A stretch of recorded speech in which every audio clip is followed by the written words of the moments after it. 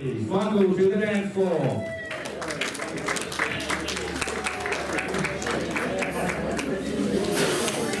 Okay, where's Michael? Okay.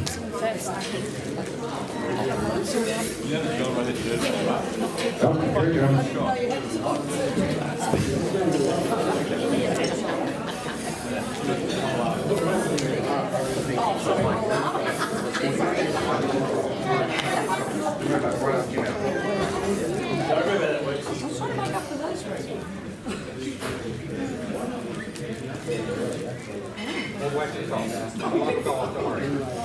Hello everybody.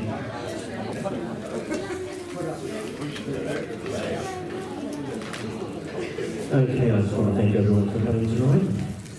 And along with my daughter, Alyce, the bride, I can't help but reflect on all the years I was lucky enough to watch her grow and become the beautiful woman she is today. She has captured my heart on the day she was born and became more and more in awe of her as the years passed by. She's my little girl, my princess, my ray of sunlight. And no matter what her age, she'll always be those things to me. But today, as I watch her marry a wonderful man, I'm filled with pride and am confident that she and Chris are about to continue to embark on a wonderful journey filled with love, happiness that can only come as man and wife. May the two of you always treat each other with love, compassion and kindness. Alyce was a gift from God, and I'll always be grateful that you have been given the honour. I've always been given the honour of being her father. Alyce has dreamed of this day since she was a young girl, and now her dream has come true, complete with her very own Prince Charming.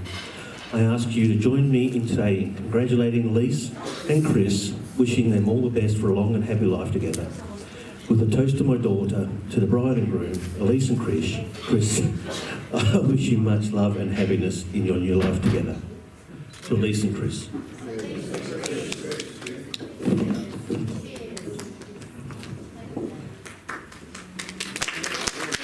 All right, ladies and gentlemen, that was Michael, the father of the groom. At this time, I'd like to call... Oh, sorry, that's the father of the bride, sorry. It's been a long day.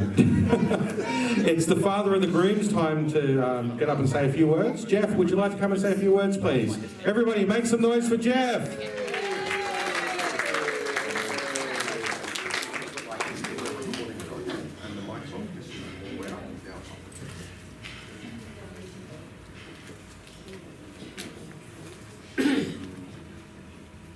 Okay, good evening everybody. My name's Geoff Edwards, and being Christopher's father, I would like to thank you all for coming to this special event. Just a few words to describe Chris's journey through life. As a young child, he was always on the go and really got up to mischief. Well, not a lot anyway. You've got to help her. As he grew a bit older, he was always entertaining the neighbours and friends, particularly dressing up as Michael Jackson or Frankenfurter from Rocky Horror and mimicking their songs. Sometimes in our house, other people's houses, or in the street. Always keen to lean between entertainment rather than turn towards a trade. Gradually he seemed keen to look after other people, aged care or childcare. I think he excelled in aged care, and his compassion for the older people was admired by us all. He had and still has a small group of people that have always been there for the good times and sometimes difficult times. Then he met Alyce and hasn't looked back. Alyce has always had Chris's best interest at heart, and Chris loves to reciprocate and tell all the world about it. Our observations are that they like to work as a team, and today we welcome her into our family. I would also like to thank everybody who has helped to make this day happen. Now please raise your glasses to the new bride and groom. Thank you.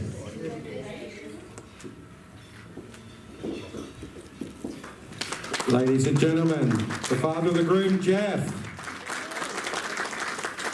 Okay. It's time to call Dale and John.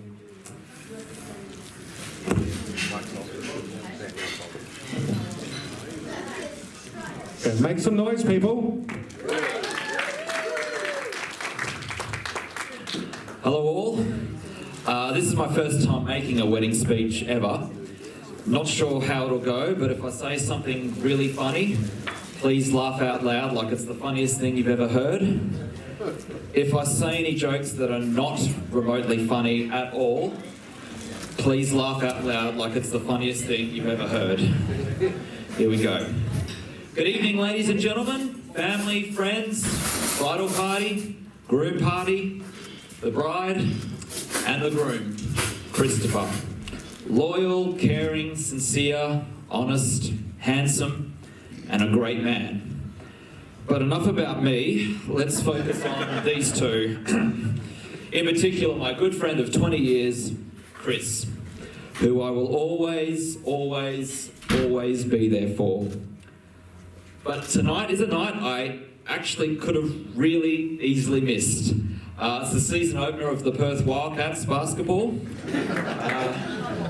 Ubers are very expensive to get here, and I have a free Subway voucher that expires tonight, so tragic.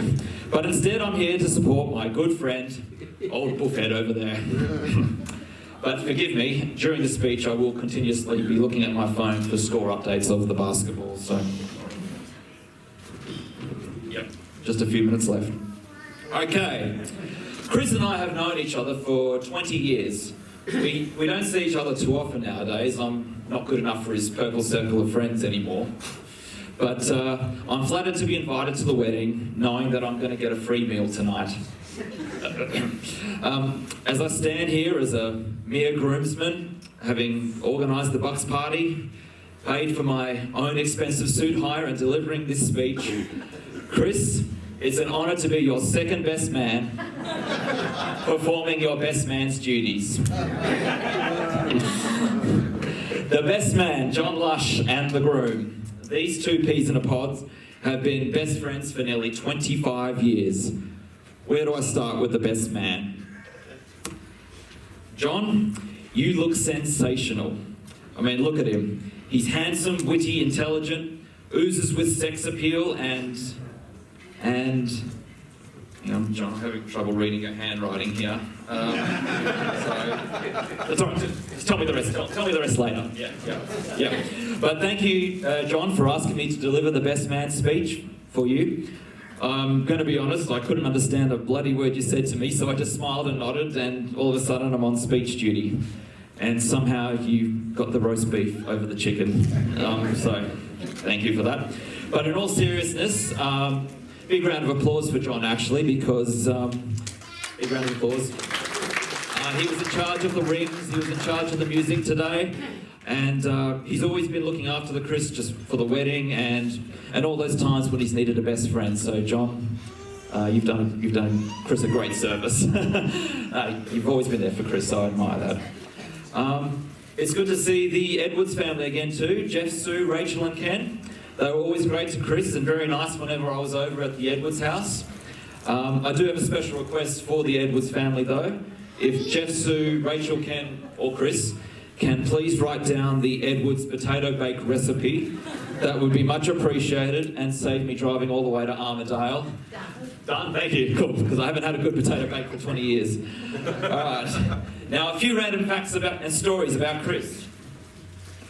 Chris's high school crushes were Sarah Michelle Gellar and Alison Hannigan. And his favourite TV show, of course, was Buffy. Probably still is his favourite TV show. But now, I've recently been, how should I put this, sucked in to watching Buffy. And Chris, all right, it's your wedding day. You were right all along. It is a great show. It's a very addictive show where you just want more and more and more of watching a DVD disc of what the show has to offer. It comes with action, sometimes fight scenes, a few laughs, and more importantly, a happy ending. But, you know, I think Chris just likes a girl who kicks butt and beats the bad guys with style. So, Alyce, if you can work on your backflips and, more importantly, stabbing people in the heart. You live in Armidale, so that's a great neighbourhood to practice this in. You'll be the slayer he's wanted since high school. Next story. Chris had a brief acting career outside of school. He starred in a theatre show called Clueless the Musical, and in the short film Sunshine Inc. If you would like to see the short film Sunshine Inc., it is available on YouTube and only runs for 4 minutes. I apologise in advance for the lead actor. Chris used to play basketball. In fact, we went to a couple of Wildcats games together at the old Perth Entertainment Centre. Obviously, one of those games was not the one on tonight. So just a quick score update. Close game. Chris follows the mighty West Coast Eagles. Thank you. And he's looking forward to celebrating his 1-year wedding anniversary with Alyce the week after the Eagles win the 2020 Premiership. Best on ground will be Josh Kennedy, Chris's favourite player. Chris used to work in Broome on a pearl farm. He initially went to work there for a few months, but ended up living in Broome for 2 years. Hey, Broome! Chris fell in love with the rich and colourful culture Broome has to offer. Pristine beaches, exotic food, warm weather, camel rides, staircase to the moon, and wet t-shirt competitions at the Roebuck Bay Hotel. When Chris told me about the wet t-shirt competition, he wasn't clear whether he was watching the competition or participating in the competition. So all I can say is we could be in for a surprise later tonight during the bridal dance. Chris has a large collection of cars that he's crashed. He single-handedly kept the Perth auto wrecking industry alive and well with the cars that he's ridden off. Chris did reassure me, though, that only 2 of the crashes were his fault, so it's all good. But for those who like adrenaline thrills, you don't need to go to a roller coaster at Adventure World. Just get Chris to drive you around the block, and yeah, you'll be in for the thrill of a lifetime. But in all seriousness, Chris's record has improved of late, so it's been a long time since the last crash, and he now has car insurance. Woo! After Chris crashed all those cars, he thought it would be much safer to be a carer for the elder and disabled people. It turned out to be a job he would continue for 15 years. It was a life-changing moment for Chris that really brought out the good Samaritan in him, helping others less fortunate than him. During this time, he met his friend Daniel in the town of Dongra, where they became great friends. Daniel had a big influence on Chris. He steered him down the invaluable path of working as a carer and had made many great memories together. Daniel's parents are here today, so a big shout out to Mr. and Mrs. Brown for making it here for Chris's big day. Sadly, Daniel is no longer with us, but I'm sure he's watching the wedding from up in the skies, probably thinking he could make a better wedding speech for Chris than the hack he's got now. Now, because I don't see Chris as often nowadays, I needed to get some A-grade, classy Chris stories the family would be proud of. So I went straight to the best man, John Lush. I asked Jonathan, when I say Chris Edwards, what's the first memory that comes to that noggin of yours? John tells me, on one glorious drunken night, Chris stripped naked and rode a push bike up and down my street. Now, I have a few questions about this incident, which I feel is only appropriate we ask in front of family and friends. So I'm going to ask each of you one at a time. John, when I asked for your first memory of Chris, why was it a memory of Chris naked? And, yeah, was that image stronger than any alcohol content you could ever imagine? Yeah, okay, cool. Chris, who did the push bike belong to? It wasn't one of your patients? Cool. Best man. Oh, it was yours. Okay, good, okay. All right, so you definitely weren't on carriage duty that night. That's good. Family and friends out there, all of you, have any of you ever been given a push bike from Chris as a gift? Yeah, just checking, because you ever thought that something might not be too right about it? John, was it a double-seater push bike allowing you to accompany Chris? No, okay, good, that's good. Is everybody enjoying their dinner, by the way? Just ask that now. It's good. Next question, Alyce. Has Chris ever reenacted this nude push bike personally for you? No, but many more scary moments. Oh, right, okay. So that would have been harmless then. All right. Now, you know at the end of a wedding, the newly wedded couple drive off in a car with a just married sign attached to the back. There's actually a push bike outside right now with a just married sign on it. Chris, if you do what I think you're going to do, please give us plenty of warning. And Chris, most importantly, please hang every single item of clothing on one coat hanger so we don't lose our suit hire deposit. Yeah, priorities. And last question about this for Chris. In keeping with the tradition of your various means of transport, did you end up crashing the bike? No. Phew. Good. Your bike is still in good nick. All right. Now, Chris is a big fan of Monty Python. He can recite all the sketches and all the films. He introduced Monty Python to me through the movie Monty Python and the Holy Grail by showing me random scenes in a random order upon numerous appearances at the Edwards house, as opposed to watching the film from start to finish like normal people would. And if you've ever been to Chris's house, you'll see proudly hanging up on a wall a framed photo of Michael Palin and Chris together, which is autographed. Not sure why Chris felt the need to autograph a photo of himself, but you know, anyway. It's all seriousness, it is an autographed photo of Michael Palin. Anyway, Monty Python, a bit of trivia for you here, fun fact. Monty Python was born on the 5th of October 1969, and I think it's very sweet of you, Chris, to celebrate Monty Python's 50th anniversary, which is today, the 5th of October, with your wedding, because unlike King Arthur and his men, Chris has found his holy grail.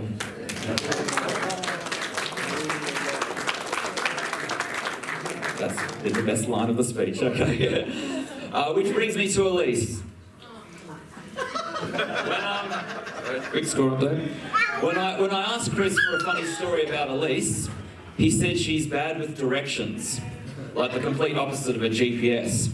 Alyce later confirmed this with me, that she gets her lefts and her rights mixed up. But luckily Alyce had her dad walk her down the aisle today, because as she got out of the car and started walking, she nearly missed the aisle, or the turn off to the aisle. But Alyce, don't worry, we were prepared. I have a confession to make. Had you kept walking, we assigned everybody to grab all the props and chairs to follow you. We even rehearsed this while we were waiting, and it went very smoothly. In fact, we were kind of hoping you missed the turn so you could see this operation take place, and you wouldn't at all feel embarrassed. Speaking of embarrassing, Alyce is a Dockers supporter. Yeah. Apparently, if Chris was a Dockers supporter too, we would have had the wedding in September knowing the Dockers wouldn't be playing that time of year. Chris, I hate to break it to you, but your wife is only 99% perfect. And Alyce's family are Geelong supporters. Yeah. Since you eliminated our beloved Eagles from the finals this year, I've told the bar not to serve you any more drinks tonight as punishment. Instead, you will be allowed to lick these 1992 and 1994 Grand Finals DVDs we have back here to support your nourishment throughout the night. I think it's only fair. But back to Alyce. Alyce is an amazing cook. She loves cooking for friends and family. That's actually how I first met her. I was invited around to Chris and Alyce's place one evening where I was secretly judging Alyce's girlfriend capabilities. She made myself and Chris a delicious risotto I'll never forget. Her cooking is so good, John moved from Yokine to Canterton just so he could be a little bit closer to her delicious food in record time. So thank you, Alyce, for coming into mine and John's hungry life. Chris's life. Yes. Not even Sarah Michelle Gellar could be as perfect as you are for our good friend. Alyce, you look absolutely...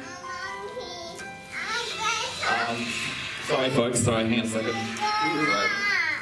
Hello? Sorry, I can't talk right now, I'm in the middle of the speech. Sorry folks, it's just a bit of an emergency. What's the score? Oh, like 1 point game, 10 seconds left.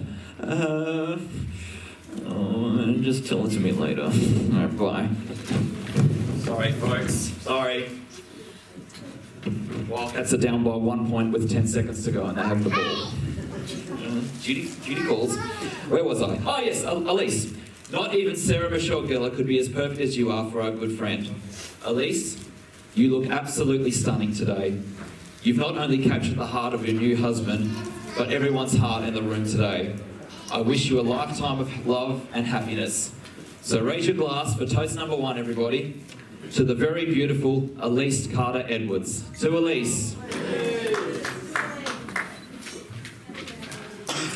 And as for Chris, while we laugh and make fun of each other, I want to conclude by saying what I admire about Christopher. I've never told him this before, but I'm sure everyone will agree with what I'm about to say. We've seen Chris when he's down, whether it's a job that's fallen through or a relationship that's ended, or whether it's health or medical problems. These are situations that can make you hit rock bottom. But Chris is strong. When Chris gets knocked down, he gets right back up again. And that's what I admire about Chris. His willingness, his desire, his strength not to give up, just to keep going, no matter what hurdles get in the way. And it's with that attitude and persistence, he's found the love of his life, someone who will make him very happy forever and beyond. So ladies and gentlemen, please raise your glass for toast number 2 to Chris, our good friend who never gives up, never surrenders, and will be the best husband Alyce can ever wish for. Cheers. That's your lot. All right, ladies and gentlemen, make some noise. Okay. No worries. We have time for one more. I believe Chris would like to say a few words. Come on, make some noise. It's the groom. You can do better than that. You can do it! Wow, I didn't realise we were in an Adam Sandler movie.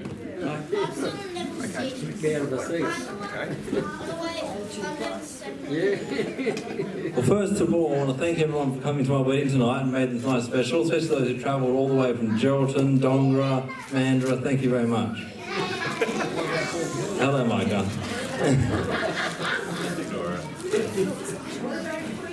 I was going to sing Sweet Transvestite, but I didn't think I'd suit the part of not looking like this tonight, so I won't sing Sweet Transvestite. I just want to say thanks to everyone, and also very much thanks to Alyce for loving me, caring me, and looking after me the whole time I had heart surgery and was going through a very tough time in hospital. You have always looked after me and put my needs before yours. You are a selfless and loving person. Thank you very much for coming into my life and making me whole. All right, ladies and gentlemen, that is the groom.